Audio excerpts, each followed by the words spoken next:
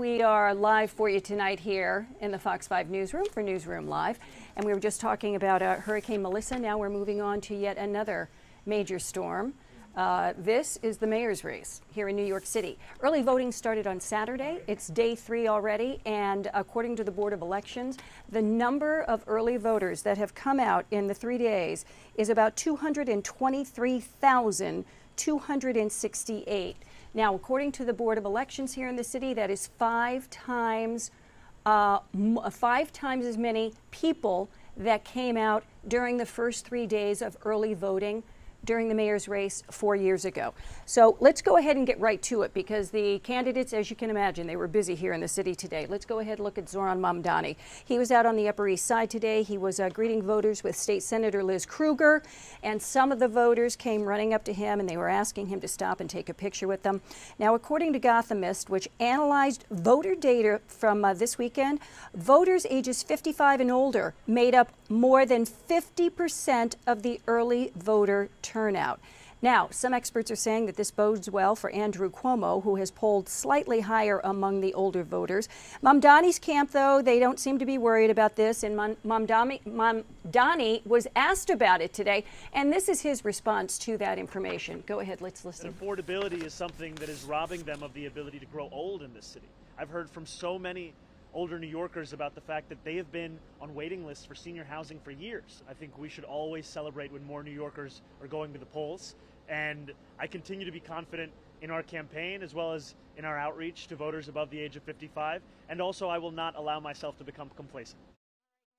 Andrew Cuomo also campaigning. He was at a senior center in Harlem this afternoon, and he continued to push forward his message that his steady hand of experience is what is needed for New Yorkers in this moment. Now, Mamdani had a rally that happened last night in Queens, and the estimated crowd size was anywhere between 10,000 and 13,000. Cuomo didn't seem very impressed by that. He says he's the guy that you should vote for because he can get the job done. Let's listen to him. Touch as many people as I can, get them out to vote, get them out to vote, get them out to vote. The election is as important as you think. The choice is as stark as you think. He is inexperienced. You're right. He is divisive. You are right. He is not about bringing New Yorkers together.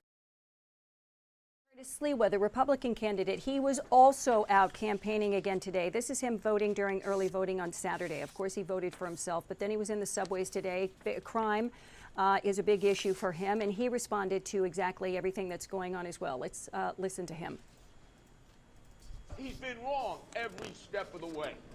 Please, David Patterson, for your own dignity, stop this endorsement game, because guess what?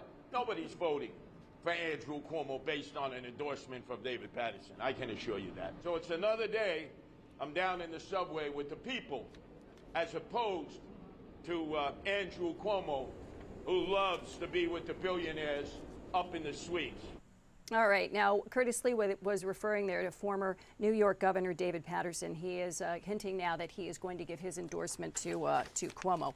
Joining us right now live is a professor of political science from Rider University, Micah Rasmussen. Micah, thanks so much for being with us tonight. We really appreciate it. Thanks for having me, Linda. Okay, so now what does this say to you that they are saying that early voter turnout is 5 times more than what it was just 4 years ago? So it is a big deal when you think about the fact that 1.1 million people are voting in all in the last several mayoral elections in New York. So that means we're about 20% done with this election. And we have 6 more days of early voting to go, and we have election day to go. So there are a lot of opportunities for people to vote. Now, what I think is important to note is that early voting is still somewhat new. New York adopted it in 2019. My experiences with New Jersey were a couple of years after that. But voters are still getting used to a relatively new way of voting. It didn't take off in New Jersey in a big way until last year, the presidential race. And I suspect that's really what's going on. People are finding out the convenience, and they're realizing for the first time maybe that this is an option for them. I don't know if it's a measure of enthusiasm in this race in particular so much as, hey, let me go vote in this really new convenient way to vote. Okay, I have to agree with you there on one part of that, but there is a lot of intense interest in this race, not only locally, but nationally as well. So that's part of the reason, too, that a lot of people are getting out and voting, because the anticipation, people are thinking there are going to be really long lines on Election Day, and they don't want to have to wait for 45 minutes, an hour, or longer to vote. Great point. Great point. And we are seeing strong numbers come out of, there are number of different ways to crunch the numbers, of course, and look at them. And you mentioned one of them by age, and certainly that is a demographic that's looking better at this point for Cuomo. So he can take some heart in that. But if you start to break it down by borough, the strongest performing boroughs of this 223,000 votes are coming from Queens. Of course, that's where Mamdani represents in the state assembly. You've got Brooklyn, which he won in the primary. You've got Manhattan, which he won in the primary. The ones that are really least voting, and those three are above 50,000 each. Bronx is less than 20,000, and Staten Island is less than 20,000. And those are the areas, I think, where Cuomo is hoping to make a play, make a move among those maybe voters who are less warm to Mamdani. And so far, there's a lot less enthusiasm in those boroughs where Cuomo's hoping to break through. Well, the thing, too, about Staten Island, it is predominantly Republican. It's a Republican stronghold. So Sliwa is anticipated to do well there. So when they say that just because people are coming out and they're 50 plus, and that it seems to bode well for Cuomo, that would seem to hold true for Queens, which is where he's from, and Brooklyn and maybe Manhattan, but not in Staten Island. Wouldn't some of those voters be going for Sliwa? Well, that is fundamentally one of the problems here that we've talked about a lot over the course of the last couple of weeks, of course, is that there are two anti-Mamdani candidates in the race who are maybe breaking up their vote.